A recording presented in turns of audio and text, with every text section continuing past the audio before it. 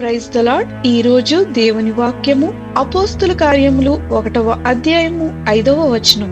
కొద్ది దినములలోగా మీరు పరిశుద్ధాత్మలో బాప్తిస్మం పొందెదరు.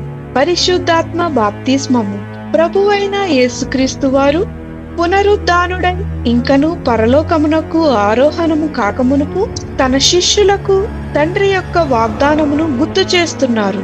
అదేమనగా పరిశుద్ధాత్మలో బాప్తిస్మము. దీని ద్వారా పరిశుద్ధాత్మ యొక్క బాప్తిస్మం యొక్క ఆవశ్యకతను గుర్తు చేస్తున్నారు.